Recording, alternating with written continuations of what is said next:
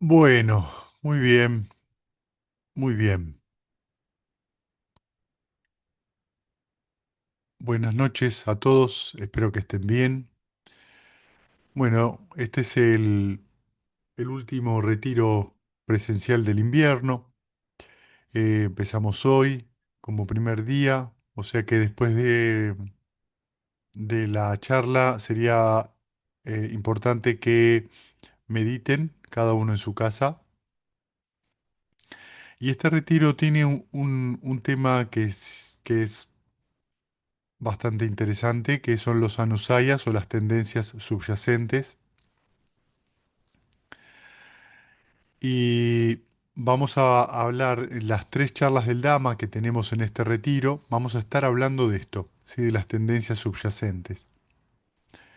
Entonces, antes de pasar a leer los suttas que hablan un poco de eso, vamos a tomar algunas partes de unos suttas porque hablan de las tendencias subyacentes particularmente, y a veces vamos a leer un sutta entero. Nosotros dentro del budismo tenemos digamos, se suele describir diferentes grados de obstáculos, ¿sí? En general, nosotros en una meditación hablamos de los cinco obstáculos, que son duda, deseo sensual, aversión, inquietud y preocupación, y pereza y letargo, ¿sí? Estos se llaman obstáculos o nivaranas y que son, digamos, los obstáculos que suelen surgir de una manera más usual en la práctica diaria.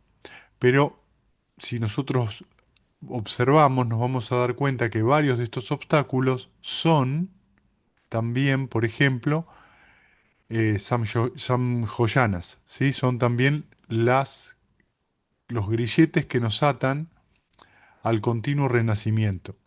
¿Sí? Entonces, por ejemplo, la duda está entre los 10 grilletes, el deseo sensorial y la mala voluntad también, la inquietud también, pero por ejemplo la pereza y el letargo no. ¿Sí? O sea que tenemos que cuatro de los obstáculos, los nivaranas, son también grilletes. Luego tenemos otro nivel de obstáculos que son los asaguas o las contaminaciones, que son tres, que son de vuelta el deseo sensorial es uno, ¿sí? Y los otros es el deseo de existencia, ¿sí? O sea, el deseo de la existencia y también la ignorancia.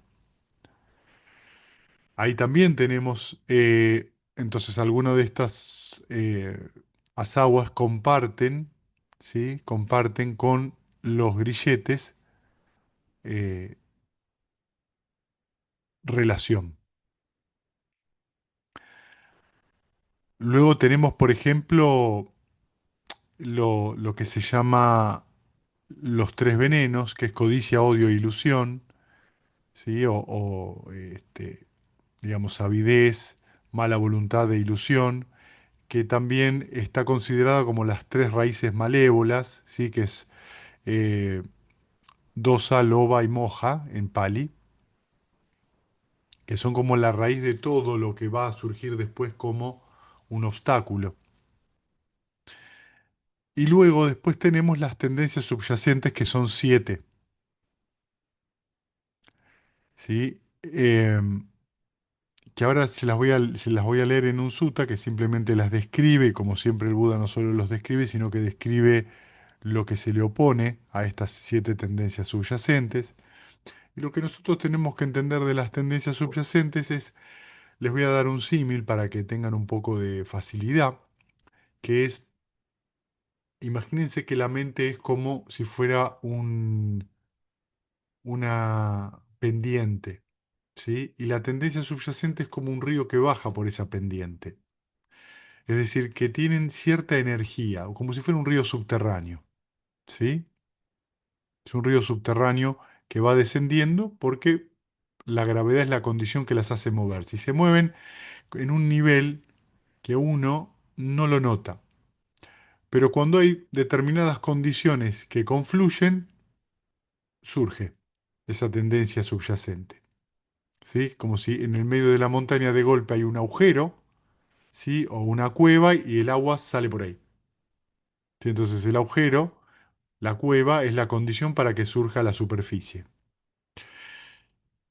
Vamos a ver ahora en la charla de hoy en particular, vamos a ver qué son las tendencias subyacentes, las voy a comentar un poco y vamos a ver cómo se alimentan. Vamos a ver a lo largo del retiro vamos a ver varias cosas que alimentan estas tendencias subyacentes, porque estas tendencias subyacentes son las que hacen que sigamos en la rueda del samsara.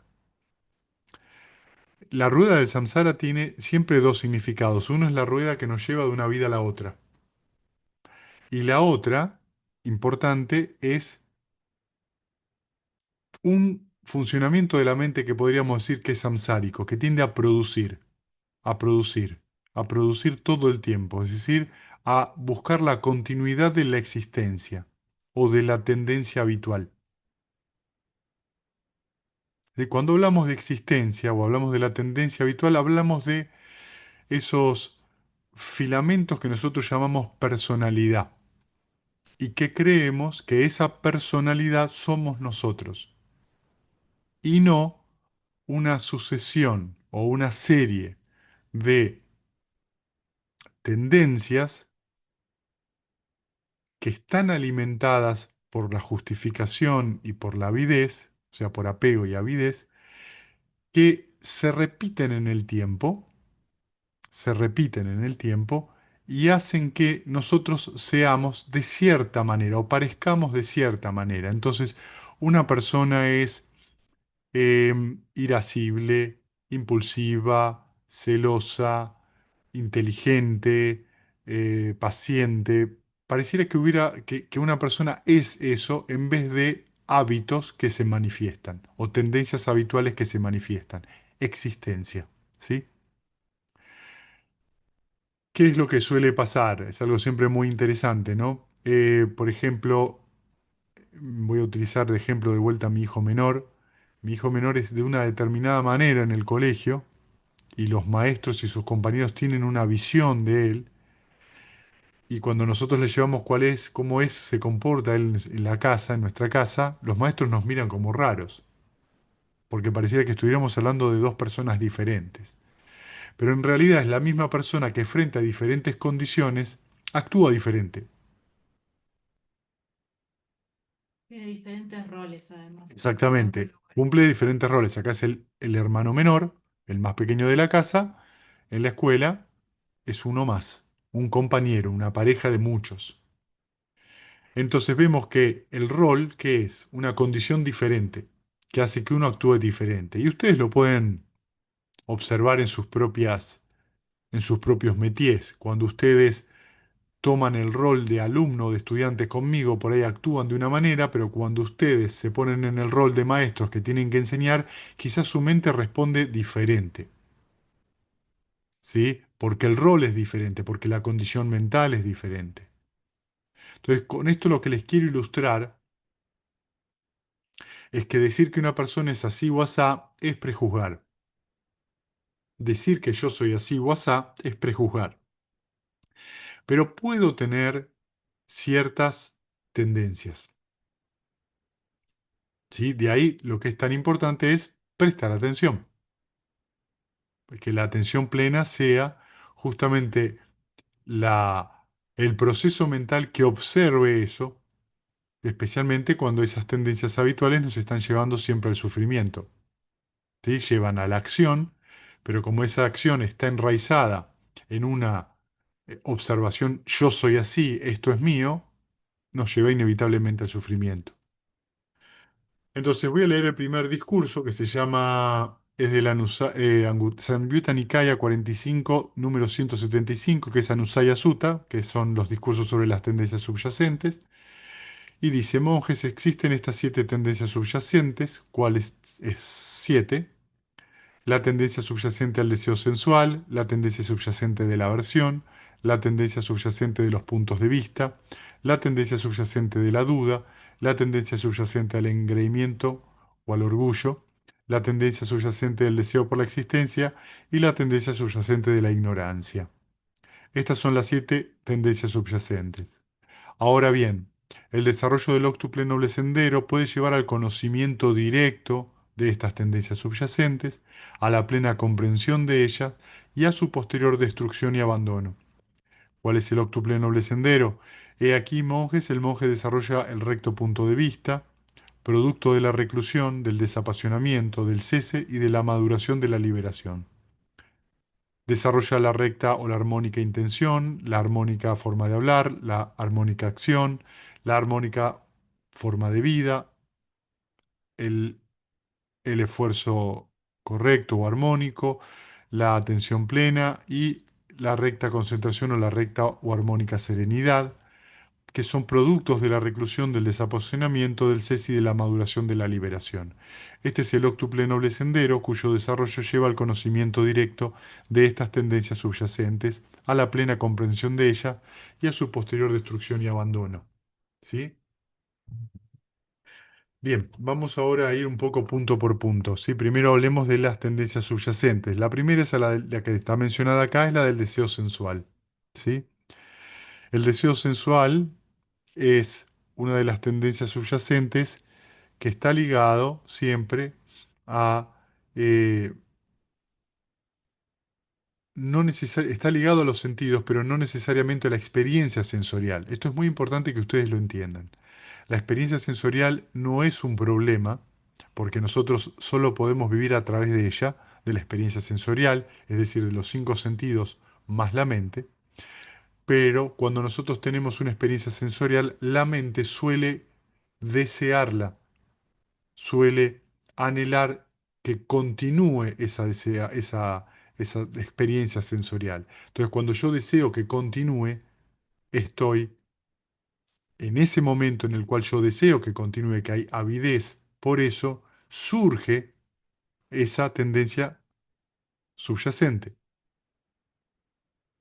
se ve alimentada. ¿Sí? ¿Por qué? Porque yo deseo que continúe. Estoy comiendo una rica comida, escuchando una canción, viendo un hermoso paisaje o lo que fuera, y yo quiero que continúe ese espectáculo, esa experiencia. No es que la recibo, dura lo que dura y la abandono cuando desaparece, sino que yo anhelo que continúe. Ese anhelo alimenta la tendencia subyacente. Como yo tengo avidez por eso, en general va a venir en la mente enseguida el sostén de esa avidez. ¿Cuál es el sostén en realidad? ¿Cuál es la forma de seguir alimentando? Me gusta esto porque me hace sentir bien, porque era lo que comía de chico y ahora lo quiero volver a sentir. Puede haber muchas razones. Eso hace que la tendencia subyacente se vea alimentada y eso va a dar a la tendencia habitual, al baba, la existencia, cómo yo suelo actuar regularmente, ¿sí? Cotidianamente frente a este deseo sensual. Entonces ustedes pueden observar de que la tendencia subyacente se ve alimentada por avidez, apego y existencia. Y eso hace que se produzca la acción. Sigo comiendo, sigo escuchando, sigo viendo algo, para tratar de continuar y perpetuar este deseo sensual. Eventualmente eso me lleva al sufrimiento, que es el último eslabón del origen dependiente, porque la experiencia inevitablemente se va a terminar, porque toda experiencia es impermanente. Y debido a que yo quiero, a que quiero que esta experiencia mía se perpetúe, es que sigue habiendo sufrimiento porque hay un tipo de identificación. Y ahora vamos a ver cómo se van relacionando las tendencias subyacentes entre sí. ¿Sí? Si necesitan anotar preguntas, anoten porque es un tema bastante amplio, ¿sí? Em, yo estoy dando estas charlas y todas las del fin de semana tienen tienen nivel, es para principiantes en muchos aspectos, para meditadores intermedios y también es para meditadores avanzados. O sea, vamos a tocar diferentes profundidades del Dhamma. No hagan fuerza por entender, simplemente lo que no entiendan, anoten, pueden preguntar después. La tendencia subyacente al deseo sensual, entonces, como pueden observar, es algo muy fuerte, porque, como les dije antes, toda nuestra experiencia de vida está basada en la sensorialidad. ¿Cómo se corta el deseo sensual? Entendiéndolo como lo que es. Hay un surgimiento de eso, ¿sí? Hay un surgimiento de lo sensorial, que tiene que ver con el contacto con la experiencia. Cuando surge entonces la experiencia presente, mientras mi mente esté atenta, el deseo sensorial no me va a tomar. Si el deseo sensorial no me toma, yo no retroalimento la tendencia subyacente. ¿Entienden? Esto ocurre con todas las tendencias. Son alimentadas porque hay avidez, apego y existencia, y las actúo de palabra, de pensamiento o de acción. Y eso hace que, como estoy ignorante en ese momento, como es mía la experiencia, como soy yo la experiencia, o sea que está esa presunción de yo a ignorancia, se vuelven a alimentar los sankaras, las formaciones mentales, la intención de continuar, o sea, el karma. Y esto retroalimenta toda la tendencia subyacente.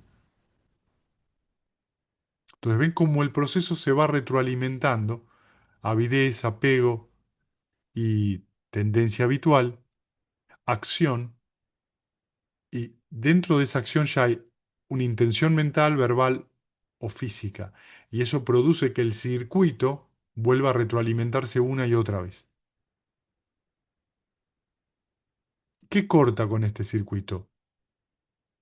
Primero, recordar que la mente se mueve, o sea, atención plena. Y que esos movimientos, esas intenciones, esos anhelos, no son más que movimientos. Apenas yo reconozco que la mente se movió, y en este sentido, hacia un obstáculo, cuando veo el obstáculo, en este caso el deseo sensorial, por ahí no veo la tendencia subyacente, pero sí puedo ver el obstáculo. Si yo lo abandono, le quito mi atención, que es la segunda R, lo dejo de alimentar. Y cuando me relajo, lo que estoy haciendo es relajar la avidez que está alimentando este proceso de tendencia subyacente y del obstáculo mismo. Al relajarme no hay más alimento, porque cuando yo me relajo y me tranquilizo, la mente se abre. En ese momento hay un alivio.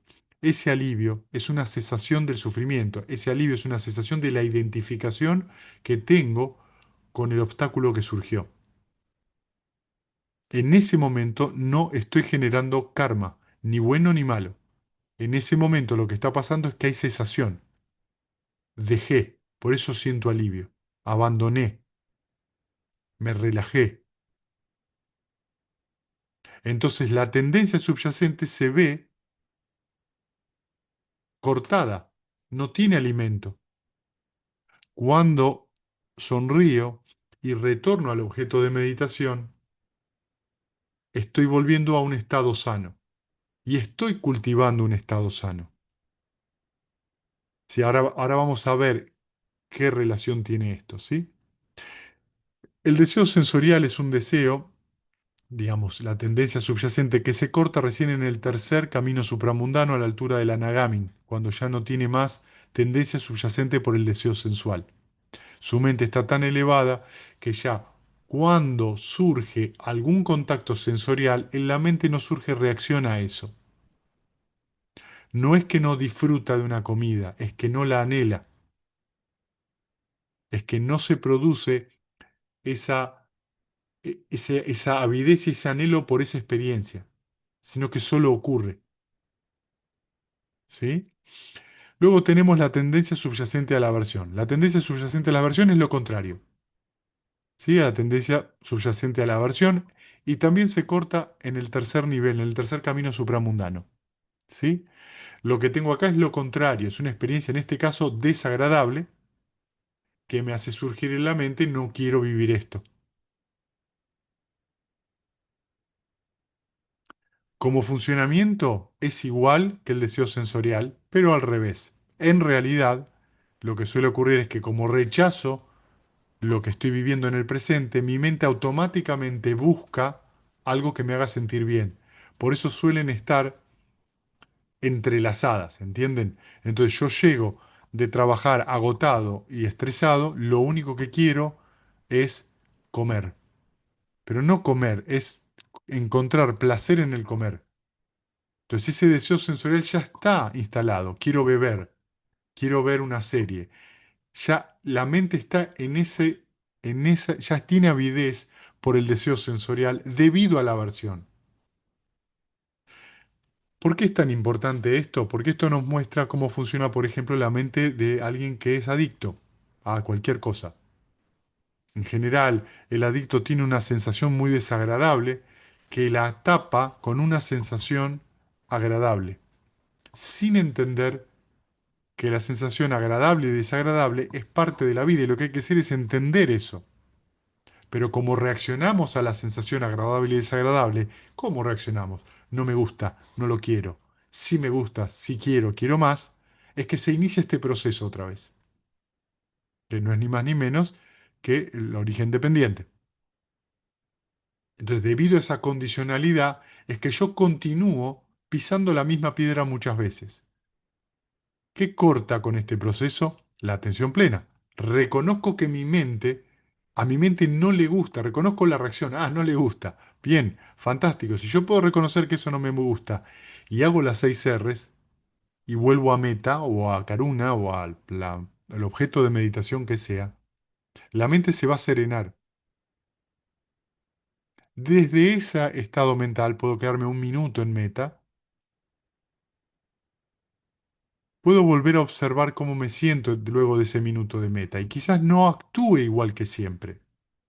¿Qué es lo que hice en ese caso? Corté el proceso, la condición para la adicción. Lo que no significa que no vuelva a surgir en un momento, porque si fue muy alimentado, eso continuamente va a estar alimentado. ¿Por qué? ¿Por qué el obstáculo vuelve a surgir? Uno se pregunta, por la tendencia subyacente. Porque son esos 7 ríos que van bajando, que están por abajo, que están alimentados a su vez por la avidez y la ignorancia. Porque yo quiero sentirme en este caso bien, porque yo en este caso no me quiero sentir mal. Entonces fíjense que esta idea de yo enturbia todo. Porque ¿qué es lo que está pasando en realidad en el presente? Lo único que hay es agradable o desagradable. La experiencia es agradable o desagradable. Nada más. El drama lo agrega el no me gusta, yo no quiero esto, yo quiero esto. Entonces ustedes ven como tomárselo personal, identificarse con eso, es lo que enturbia el poder ver que lo único que hay en realidad es una sensación agradable o desagradable. Si seguimos, vemos la tendencia subyacente a los puntos de vista, ¿sí? En este caso es a la opinión personal o los puntos de vista. Bueno, esta es una tendencia que es bastante fuerte. Y acá podremos dividirlo en dos. Hay una parte en relación a la opinión personal que es mi opinión, lo que yo pienso con respecto a algo. ¿Sí? La mente siempre va a crear un concepto con respecto a cualquier experiencia, inclusive puede crear un concepto con respecto al nirvana. De hecho, cuando alguien experimenta el nirvana y después siente ese alivio, esa alegría, esa descarga tan grande, todos esos productos son conceptos de la mente, condicionada, no es el nirvana. Son productos de la mente que surgen por la experiencia del nirvana, pero no el nirvana mismo. O sea que eso que llamamos alivio, alegría, eh, felicidad o sabiduría son conceptos, ya son formaciones, ya son cosas condicionadas. El punto de vista es esto. La mente siempre genera un punto de vista con respecto a cualquier cosa. El Dhamma, las relaciones, los otros, yo y demás. Yo soy así, yo soy asá, es lo que les comentaba al principio de la charla. El asunto no es no tener opiniones, el asunto es no estar apegados a ellas. Y acá tenemos dos niveles. Un nivel está como equiparado al nivel del apego, cuando me justifico. Justifico que no me gusta o me gusta, entonces esa justificación refuerza el punto de vista personal. ¿Qué significa el punto de vista personal? Mi opinión es muy importante para mí y mi opinión es la realidad. Lo que una vez más, esa opinión, ese apego refuerza la existencia, la tendencia habitual, que es donde surgen con toda la fuerza las tendencias subyacentes. Cuanto yo más justifico mi opinión en relación a una experiencia, más fuerza cobra esta tendencia subyacente a los puntos de vista. Entonces, cuando ustedes opinan, yo no medito bien, yo medito bien, yo soy un meditador así o asá, están en realidad justificando una experiencia, buena o mala, no importa. El hecho de justificar y alimentarla produce que se enturbie la experiencia en sí. Por eso, uno de los consejos más importantes que yo les puedo dar es, cada vez que la mente conceptualice la experiencia, 6 R's. Una cosa es describir la experiencia y otra cosa es justificarla. El meditador no tiene que justificar lo que pasa, no tiene que evaluar lo que pasa, colocándolo esto como una visión de performance. Mi performance es buena o mala, sino aprender a observar con una mente abierta, con una mente gentil, con una mente amorosa. Porque eso le va a permitir observar qué es lo que está pasando la mente en cada momento de su vida. La tendencia subyacente al punto de vista, a la opinión personal, es algo que se diluye en la entrada en la corriente, y especialmente con el fruto de la entrada a la corriente. La persona, ¿qué es lo que dice? Entiende que no hay una identidad, la entiende por experiencia, y entiende que el sostener opiniones con respecto a sí mismo y a los demás produce sufrimiento. Entonces, cuando uno entra en la corriente, eso se reduce enormemente, lo que hace que el sufrimiento descienda enormemente también. Pero todavía puede haber opiniones con respecto, por ejemplo, al Dhamma.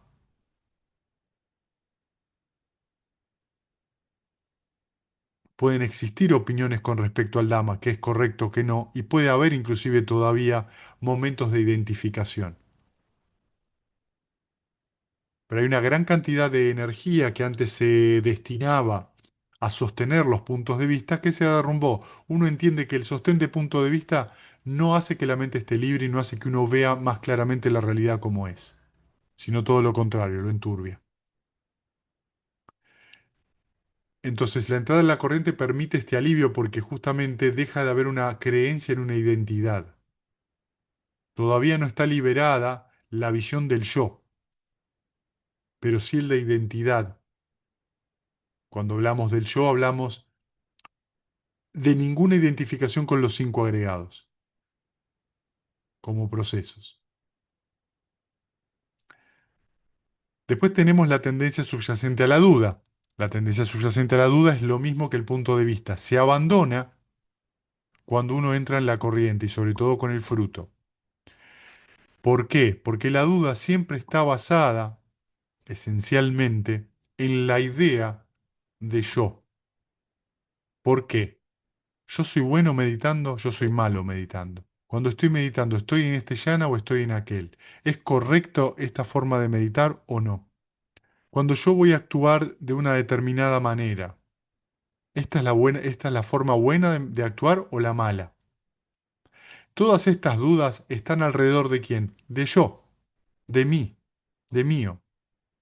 En realidad, yo no estoy dudando de la acción, estoy dudando si yo voy a ser bien visto, voy a quedar bien parado a mis propios ojos y a los de los demás. Eso es lo que me hace dudar, no la acción en sí misma. Esto es muy importante que lo entiendan. ¿Por qué? Porque ustedes pueden realizar la acción con los recursos que ustedes tienen ahora. Y eso va a estar bien en tanto y cuanto si su mente está en un estado sano. Pero debido a que la acción es mía, yo tengo que perder. Puedo perder reputación, puedo perder reconocimiento, pueden criticarme. Y todo eso produce duda. Y ese es un tipo de duda. Cuando yo aplico las 6 R's y siento alivio inmediatamente, esa duda desaparece. Y la duda también aquí significa la duda escéptica con respecto a que el Dhamma es el camino que conduce a la cesación del sufrimiento. Por eso la entrada en la corriente y el fruto especialmente hace que esa duda disminuya un montón. Yo ya no tengo dudas con respecto a que la entrada, a que esta enseñanza me lleva al alivio del sufrimiento. De vuelta, la duda cómo se alimenta. Se alimenta por el punto de vista, por la opinión. ¿Entienden? ¿Ven cómo las tendencias subyacentes se relacionan entre sí y se retroalimentan? Más opiniones yo tengo en mi mente con respecto a todo lo que hago, más duda voy a generar, porque se están retroalimentados.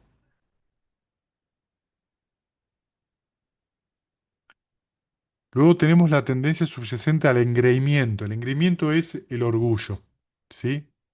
El orgullo y el engreimiento, ¿qué es? Cuando la mente se compara. ¿Se compara cómo?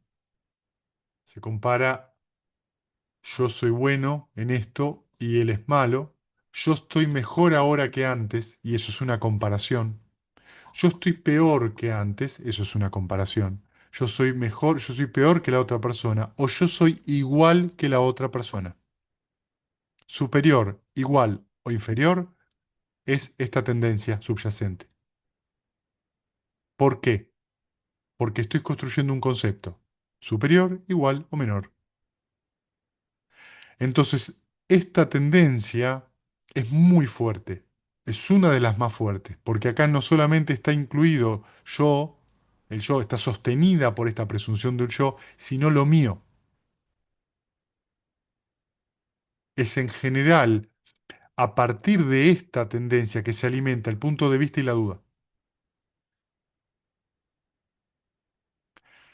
Cada vez entonces de que hay una reacción en mi mente en relación al yo, a lo mío o a mi ser, eso tiene que ver con la comparación, con esta tendencia subyacente. ¿Cuándo nos liberamos de esta tendencia subyacente? Cuando nos transformamos en Arahant. ¿Por qué? Porque pertenece a uno de los grilletes superiores. Fíjense qué sutil que es. Un Anagamin, alguien que está en el tercer camino supramundano, todavía tiene esa tendencia. ¿Por qué? Porque de alguna manera puede tener cierto apego al Dhamma. El Dhamma es es la mejor enseñanza. Los yanas, puede haber apego a los yanas, en el sentido de estados que quiero revisitar. Puede existir eso en el meditador, puede surgir eso cuando pierde la comprensión de que son estados condicionados. Todo esto que les digo, en realidad en el Anagami son cosas muy suaves, pero siguen estando ahí. ¿Qué significa? Que sigue considerando al Dhamma como una cierta identificación, en vez de simplemente verlo como lo que es, una balsa para cruzar a la otra orilla y nada más. Es un medio, no un fin en sí mismo.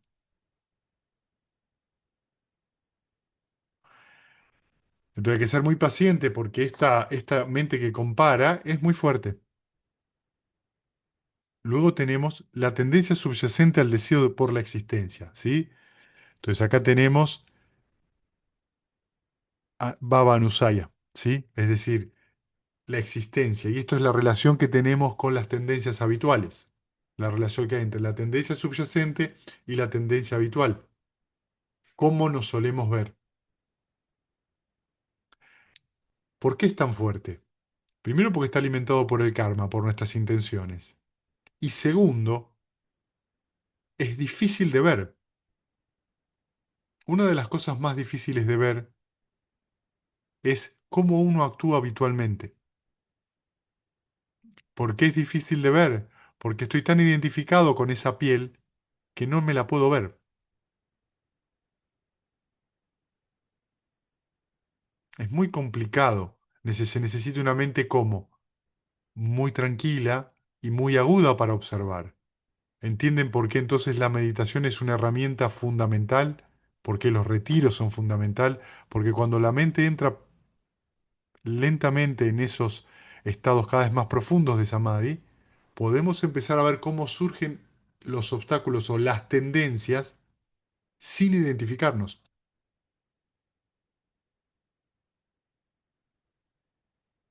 Cuando la mente está calma, yo puedo ver el obstáculo y dejarlo ir muy fácil. Cuanto más profundo es el jhana, si surge algo, lo dejo ir muy fácil. La mente está en un estado de desapego, ya no justifica, entonces suelta fácil. Entonces, en un retiro de 10 días, por ejemplo, dentro de un retiro de Twin 10 días, hay gente que logra la entrada en la corriente, practicando, por supuesto, y madurando su práctica. No es que es muy raro poder hacer uno y que pase. ¿Sí? Esa persona tuvo que haber practicado mucho. Pero ¿qué es lo que pasa? Que la persona llega a ver un montón de estos obstáculos, de estas tendencias, y solo lo suelta. No se pregunta por qué, no se pregunta para qué, no trata de alimentarlos, lo suelta, lo deja ir y no hace nada. Y ese no hacer nada es cada vez reposar más en niroda, en el alivio, en la cesación. Entonces no se alimenta eso. Y en algún momento la mente se libera.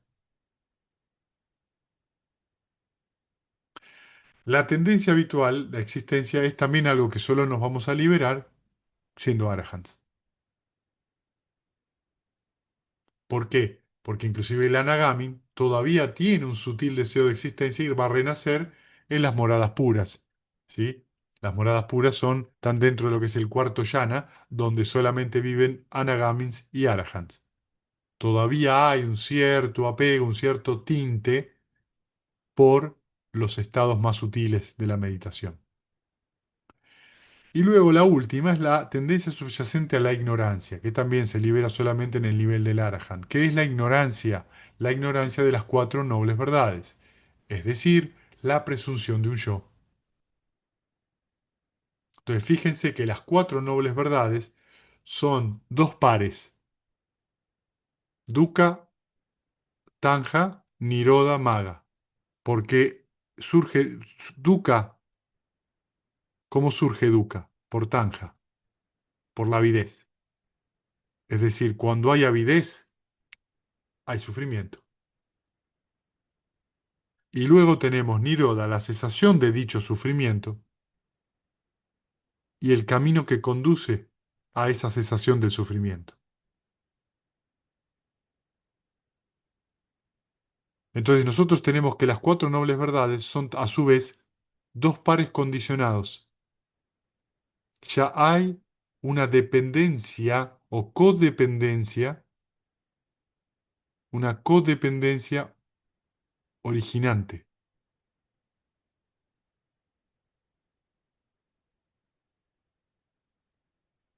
Hay sufrimiento, hay cesación. Hay un origen del sufrimiento y hay un camino a la cesación del sufrimiento. Entonces, la ignorancia es ¿qué cosa? Cada vez que en cada momento nos identificamos con un estado mental, me gusta, no me gusta, yo soy eso, cada vez que ocurre eso, cada vez que nuestra mente tiene como raíz estas tres raíces, codicia, odio e ilusión, que es lo mismo, ¿sí? Dosa, loba y moja, tenemos sufrimiento. El sutta continúa y dice que el óptuple noble sendero lleva al conocimiento directo de estas tendencias subyacentes. ¿Sí? Entonces, fíjense, dice, el conocimiento directo de esto, ¿qué significa? Que uno las ve como qué, como tendencias, como un movimiento que la mente tiene, alimentado. por eones, en esta vida y por eones de otras vidas. Entonces, cuando uno se enoja con un obstáculo, ¿qué está haciendo? Alimentando la tendencia subyacente a la aversión, alimentando la tendencia subyacente al punto de vista, alimentando la tendencia subyacente a la duda, alimentando la tendencia subyacente al engreimiento, alimentando la tendencia subyacente al deseo por la existencia y alimentando la tendencia subyacente a la ignorancia. Eso solo pasa cada vez que yo me desagrada algo y empiezo a enojarme. Miren todo lo que se alimenta. Cada vez que ustedes sueltan el enojo y se relajan, las 7 se debilitan.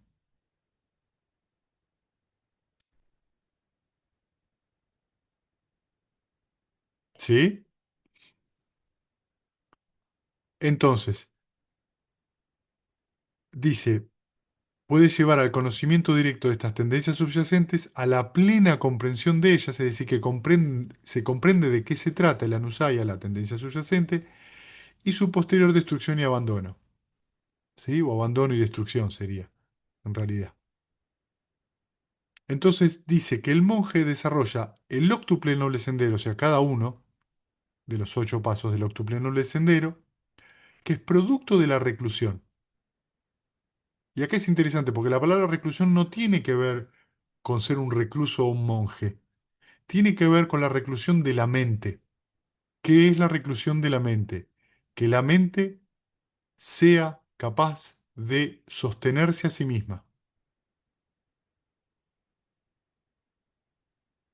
Sed vuestras propias islas es el último consejo que les da el Buda a sus discípulos. Eso es reclusión. Que la mente pueda sostenerse en sí misma. Eso significa que nada de lo que haga, ¿qué quiere decir con esto? Con que se sostenga a sí misma, que sea absolutamente responsable de todo lo que surja en la mente.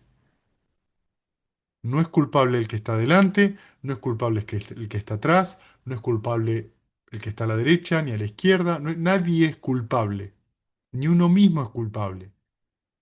Pero uno tiene que observar que esa situación mental en ese momento surgió porque hay condiciones. Si yo observo la condicionalidad, voy a estar observando las 4 nobles verdades. Entonces la mente, si yo observo desde la perspectiva de las 4 nobles verdades, no voy a estar observando desde un punto de vista personal. Entonces en ese momento la mente está recluida, no anda buscando afuera el problema. Sabe que si hay un obstáculo, cualquiera lo tiene que dejar ir a través del recto esfuerzo, que es el corazón del octuple noble sendero, a través de las 6 R's. Entonces, en ese momento estoy aplicando el esfuerzo correcto, la visión correcta, la atención correcta, y al volver al objeto de meditación surge la concentración correcta, aunque dure poco. Y tengo en eso la intención correcta. Palabra, acción y medio de vida es algo que yo tuve que haber cultivado antes de sentarme a meditar.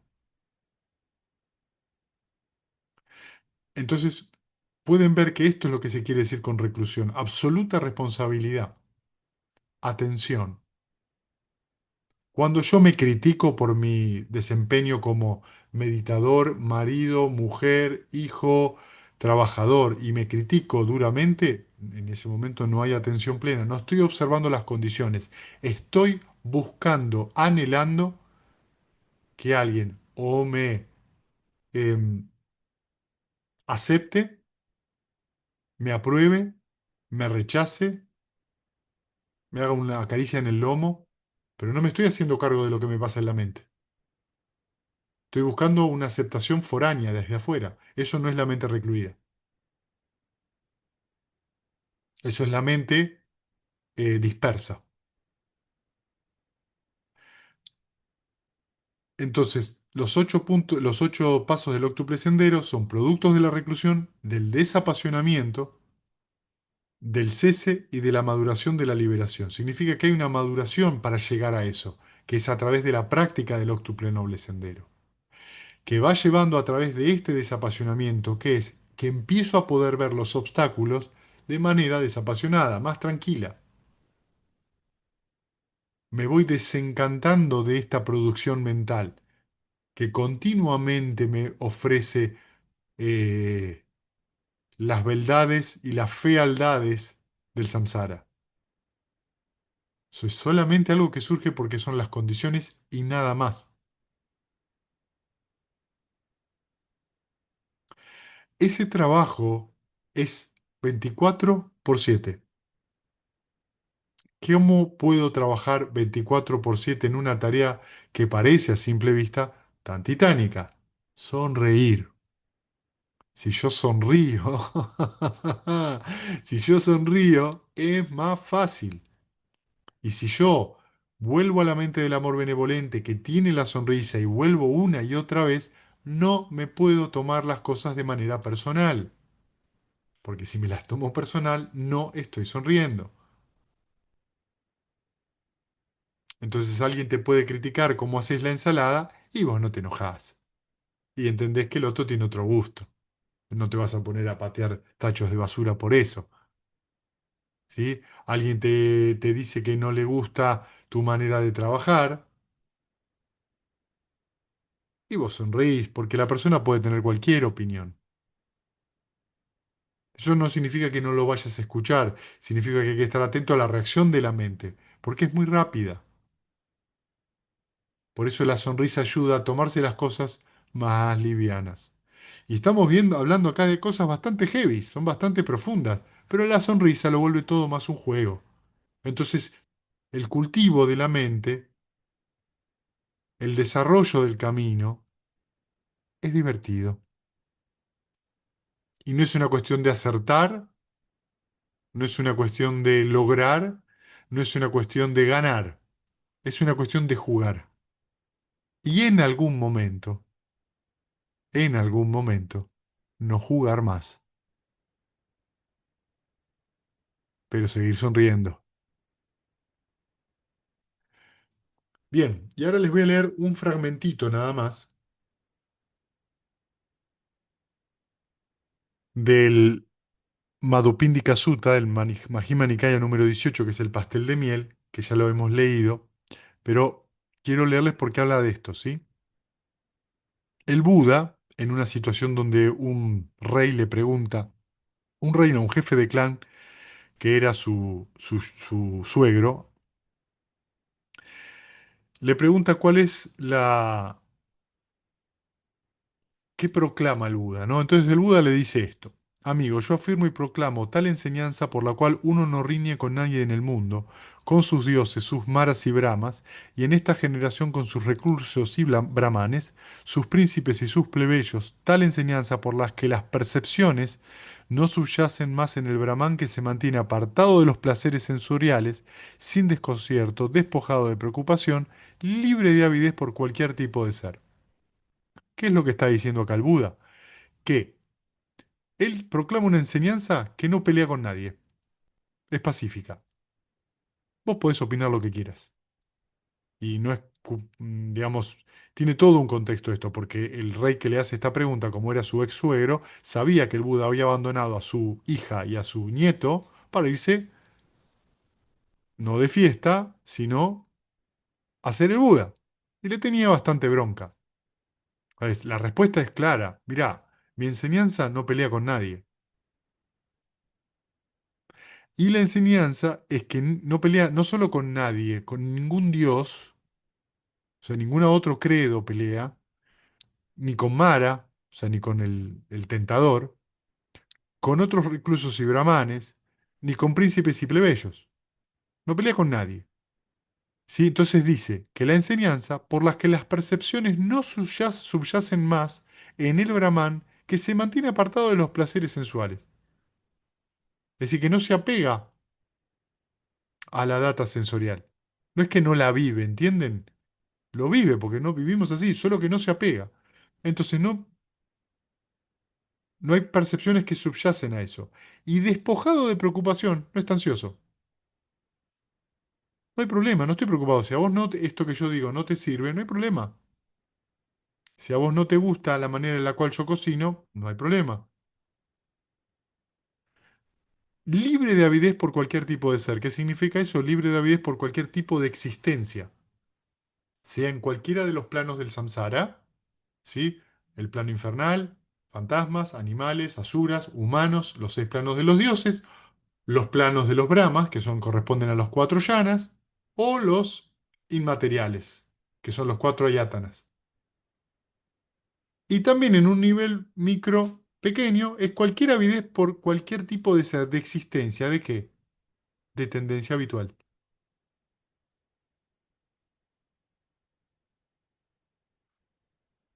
¿Sí? ¿Cuántas veces, y esto se lo pueden preguntar, ustedes han actuado por costumbre,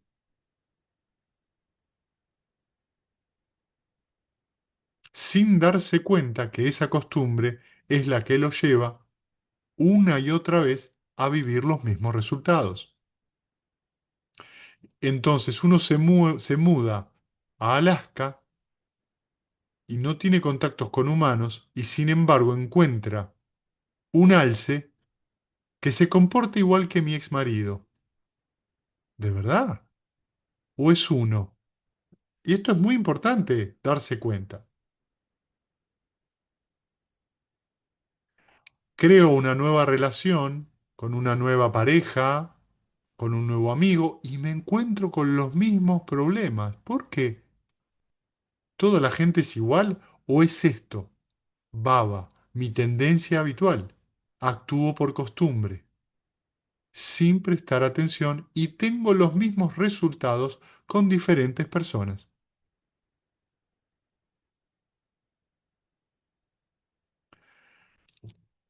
Luego, los monjes le preguntan, porque esto quede claro, es un poco, dice, le preguntan, pero venerable señor, ¿cuál es la enseñanza? Le preguntan los monjes, por el cual el bendito afirma y proclama esta enseñanza. Entonces el Buda les da un mazazo en la cabeza y les dice, Bhikkhu, en cuanto a la fuente a través de la cual las percepciones y las nociones producidas por la proliferación mental que asedian a un hombre, esto es papancha, pensar y obsesionarse de más, si no se encuentra nada allí en lo cual deleitarse, acogerse y aferrarse, esto es el fin a todas las tendencias subyacentes.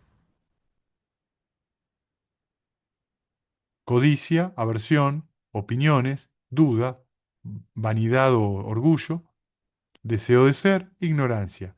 Este es el fin de recurrir a los palos y armas, el fin de las peleas, los altercados, las disputas, las recriminaciones, la malicia y el habla falsa. Aquí estos dañinos estados malsanos cesan sin restos. Entonces, ¿qué está diciendo el Buda? Que, fíjense, la fuente, en cuanto a la fuente, a través de la cual percepciones y nociones producidas por la proliferación mental asedian a un hombre, si la persona no encuentra nada en lo cual deleitarse, cogerse y aferrarse, se terminan las tendencias subyacentes. Nos está dando una instrucción acá. Pero re importante, ¿eh? Re importante. Y ahora la desmembramos un cachitito, la abrimos. Miren, lo que está diciendo acá es que la proliferación mental, el papancha, que es cuando la mente se obsesiona, ¿sí? Y empiezo a pensar, podría ser esto, debería ser aquello, empieza a especular, ¿sí? Empieza a ver todo eso. ¿Qué es lo que surge a partir de ahí, de toda esa especulación? ¿Nuevas qué? Nuevas experiencias, nuevos vedanas. ¿Por qué? Porque la mente está haciendo contacto con diferentes pensamientos. Como estas obsesiones suelen ser desagradables, como sensaciones desagradables, surge esta tendencia a qué? A tratar de sacárselas de encima. Esto es lo que es un meditador novato cuando agarra, medita y la mente está tirándole obstáculos, se empieza a enojar con eso, lo que genera más papancha. ¿Por qué? Porque su mente en la vida diaria tiende a tener mucha papancha, se sienta y lo que ve, lo único que ve es papancha.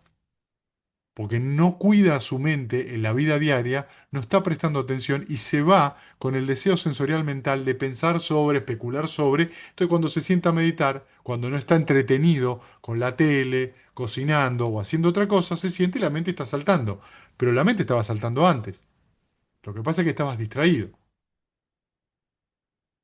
Entonces, fíjense, que ese papancha produce la sensación y hace surgir percepción inmediatamente, sensación y percepción. Esto no está feo, pensar en esto, esto está bueno, quiero pensar en esto porque me gusta.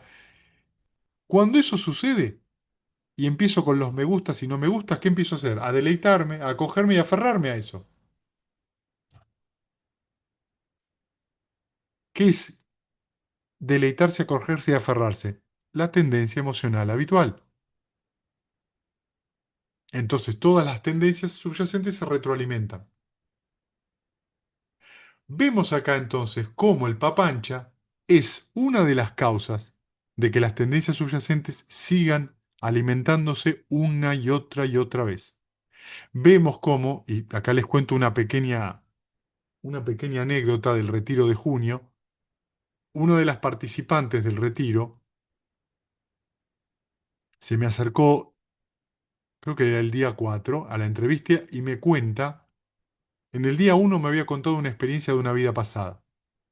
Y yo le dije, mira, lo que me estás diciendo no tiene ningún sentido, no importa, no interesa, estás utilizando esa percepción para justificar algo que te pasa en el presente. Eso lo hace un psicólogo. No es que está mal ni bien, pero a los fines de liberar la mente, estás poniendo una imagen más que vas a tener que abandonar. Estás poniendo un alimento más que vas a tener que dejar. Es más trabajo para vos. Y quiero decirles esto porque ya lo que uno hace es eso, justifica. Entonces, la justificación es algo que ustedes sepan que lo van a tener que abandonar eventualmente si quieren aliviar el sufrimiento. Por eso cuando ustedes me hacen el reporte de la meditación y me dicen, yo debería haber, ¿qué debería haber? Papancha. No, no, no, eso no es lo que hay que transmitir en la entrevista. Es, ¿qué hice? ¿Qué duda tengo al respecto? ¿Qué tengo que preguntar? Tengo que aprovechar la entrevista para preguntar cómo hacer para que mi proceso meditativo se desarrolle de manera suave. Pero yo no puedo hacer eso si estoy pensando en lo que debería o no debería.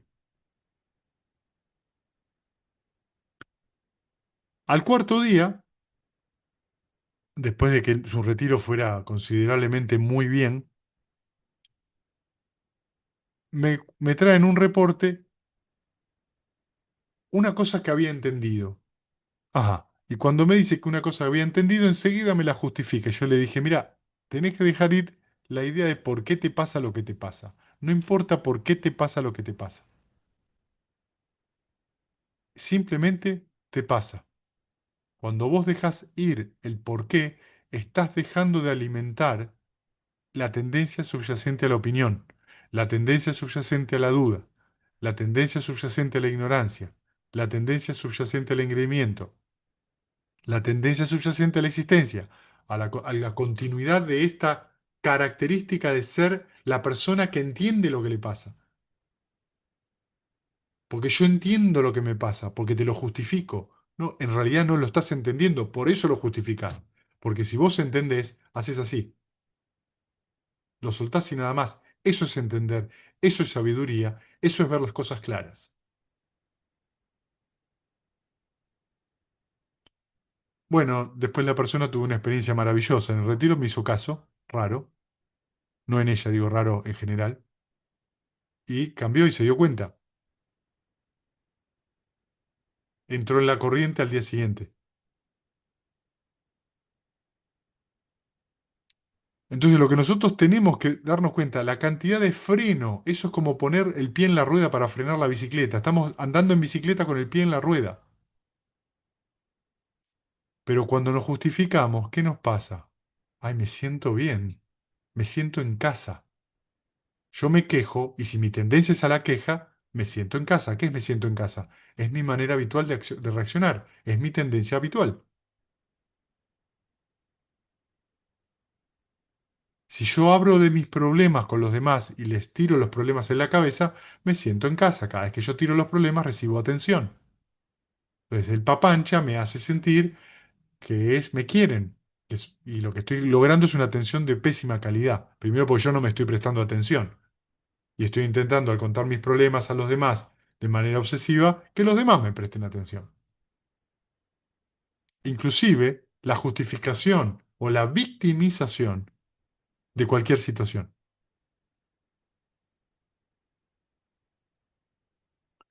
Entonces tenemos que entender muy bien, si uno tiene una opinión o una crítica, y en este sentido hablamos de papancha, como el alimento de las tendencias subyacentes, no hay problema en tener una opinión, no hay problema en tener una crítica o un comentario. Si eso no me lleva inmediatamente a un cambio de actitud, estoy en papancha.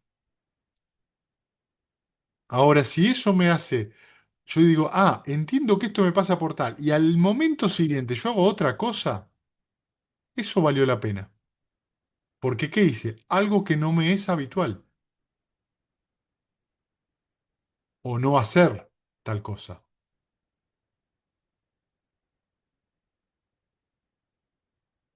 Entonces, vemos que el Dhamma es una enseñanza práctica, no para andar dando vuelta en la cabeza, no es rumiar, no es fermentar en la cabeza, ¿sí? No estamos tratando de hacer picles en la cabeza. Tiene que llevarme a algo directo, a un cambio directo. Y para un cambio directo necesito mi atención, mi determinación, una intención sana y poder estar en contacto con el sufrimiento. Si yo no tomo contacto con el sufrimiento que me produce estar criticando, criticándome, opinando sobre, y no me doy cuenta de eso, no va a venir la energía para practicar, no va a venir el deseo de practicar, el chanda dama, ¿sí? El deseo sano de querer practicar. Y de vuelta, la sonrisa es un gran aliado.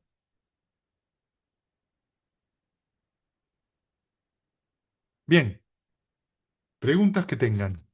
Como pueden ver, es un tema bastante interesante, ¿sí? Que tiene muchas cosas interesantes porque se relaciona mucho con esta idea de lo que soy, de lo mío, del mi ser y demás. Bien, preguntas que tengan.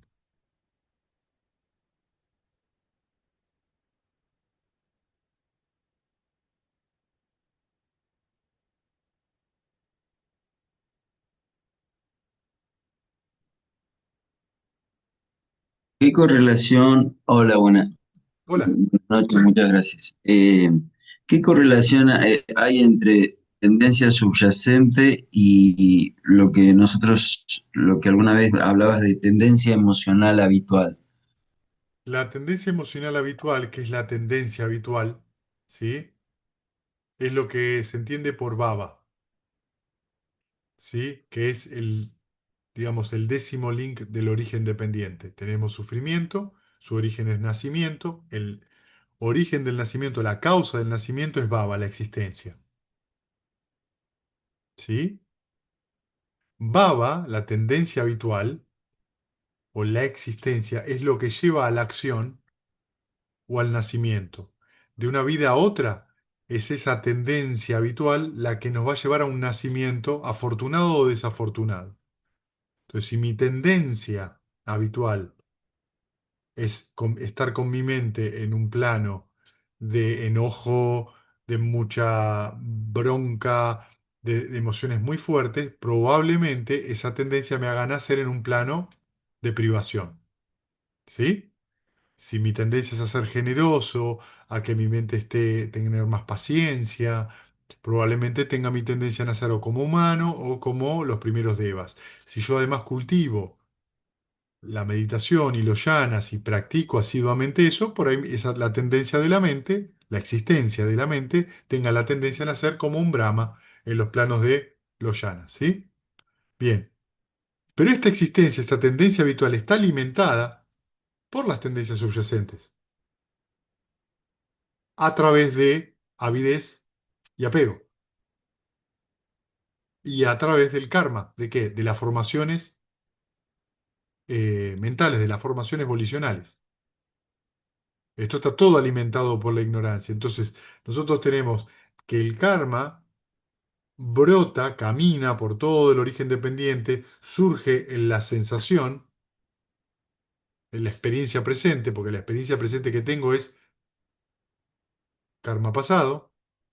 Cuando digo experiencia presente, siempre estoy diciendo ¿Qué siento ahora? ¿Qué siento ahora? ¿Qué siento ahora? No si el clima es lluvioso o cálido, no si estoy enfermo o no, que puede tener o no que ver con el karma, sino qué siento ahora como experiencia. Eso es Vedana.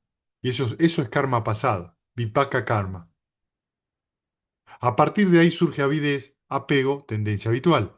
Y lo que alimenta todo eso es la tendencia subyacente. Entonces, ¿qué es lo que nos muestra este proceso? Que es solo un proceso. Cualquier idea que ahí se mezcle de yo, se da este proceso porque está esa idea de yo primigenia, esa presunción de yo, esto me pasa a mí, en vez de esto pasa.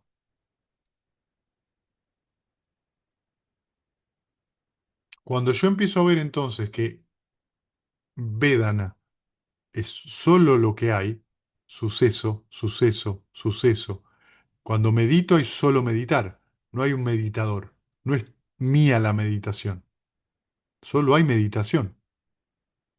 Cuando estoy viendo solo hay visión, no soy yo viendo.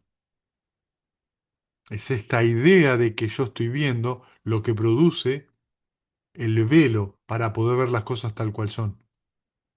Y esto está alimentado por estas tendencias subyacentes. Y está sostenido por la ignorancia y por la avidez.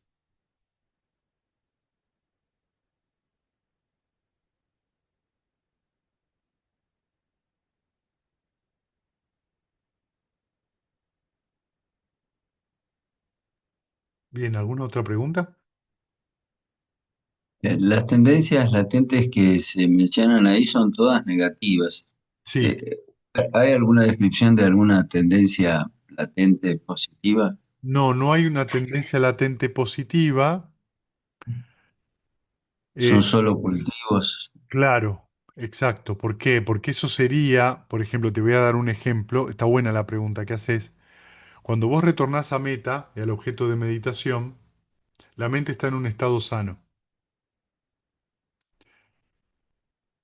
sea el amor benevolente, sea la compasión, sea la alegría empática o sea ecuanimidad. Va a haber un momento donde uno tiene que dejar ir inclusive eso. Tiene que poder dejar ir inclusive eso. Porque aún esos estados, Brahma Viharas, moradas divinas, tienen una correspondencia con los yanas. O sea que aún así hay que en algún momento dejar ir eso. Porque uno puede tener el deseo, Tendencia a la existencia. claro, es la tendencia a la existencia y al deseo mental de estar en eso. Y también está la tendencia subyacente a la ignorancia. Yo estoy sintiendo eso. Yo estoy viviendo eso. Ese Brahma Vihara es mío. Que es lo que yo les mencionaba, que todavía quedan en el Anagami en esos restos. Todavía hay alguien que logra los yanas a voluntad, todavía hay alguien que entiende el Dhamma, todavía hay alguien que tiene una mente muy tranquila, ¿entienden? Todavía está eso, esa pequeña comparación. No es, a ver, entendamos, no es un gallo de pelea que les estoy mostrando, simplemente todavía hay un aroma ahí de algo que hay que dejar ir.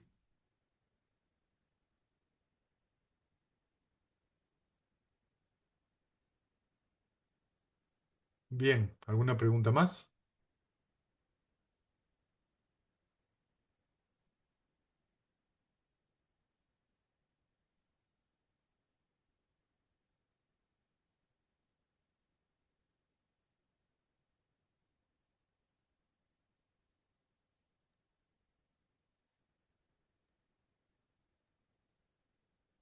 Cuando hablaste de, Hola, Gaby. hola, cuando hablaste de observar con una mente gentil, amorosa, ¿qué otras características mencionaste? Abierta. abierta. espaciosa, sí. Gracias.